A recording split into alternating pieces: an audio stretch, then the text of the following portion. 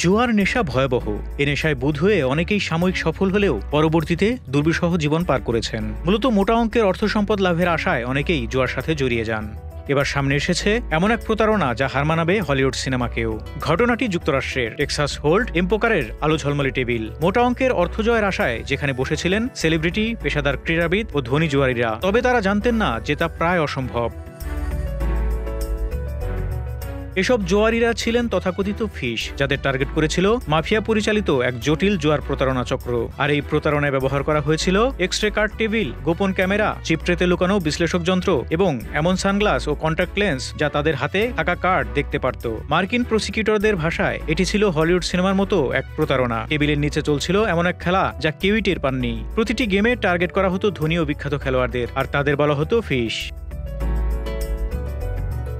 প্রসিকিউটররা জানান, ওশানস 11 সিনেমার প্লটের মতো শুনতে এই পরিকল্পনার মাধ্যমে অবুঝ খেলোয়াড়দের কাছ থেকে অন্তত $7 মিলিয়ন হাতিয়ে নেওয়া হয়, টাকার অঙ্কে যার পরিমাণ 85 কোটি 5 লাখ টাকারও বেশি। প্রতি খেলোয়াড় হারান কমপক্ষে $1.8 মিলিয়ন বা 21 কোটি 9 লাখ টাকা।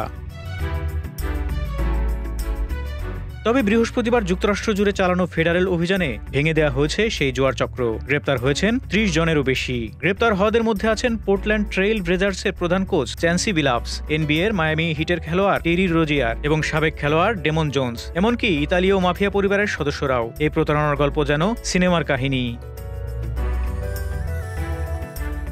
মার্কিন প্রসিকিউটররা জানান, বিশাল এক ফেডারেল তদন্তে হলিউড সিনেমার অনুরূপ এই প্রতারণা চক্রটি ধ্বংস করা হয়েছে। তদন্ত বলছে পুরো খেলাটা নিয়ন্ত্রণ করত দুজন, একজন অপারেটর যিনি দূর থেকে তথ্য দিতেন, আর একজন কোয়ার্টারব্যাক যিনি টেবিলে বসে সংকেত পাঠাতেন বাকিদের। ওয়্যারলেস সিগন্যালের মাধ্যমে মুহূর্তেই জানা যেত কার হাতে কি কার্ড, কাকে হারাতে হবে, কখন ফোল্ড করতে হবে। তাদের লক্ষ্য একটাই, ফিশ খেলোয়াড়দের হারানো।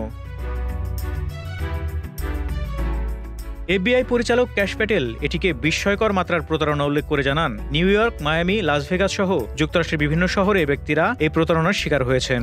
কর্তৃপক্ষের হিসাব অনুযায়ী প্রতিটি গেম শেষে একজন ভুক্তভোগীর $10,000 থেকে কয়েক লক্ষ ডলার পর্যন্ত ক্ষতি হতো। প্রসিকিউটরদের দাবি, অভিযুক্তরা প্রতারণা থেকে অর্জিত অর্থ ক্রিপ্টোকারেন্সি, নগদ লেনদেন ও শেল কোম্পানির মাধ্যমে মানি লন্ডারিং করেছিল। এ অর্থের বড় অংশ চলে যেত ইতালীয় মাফিয়া পরিবারগুলোর তহবিলে।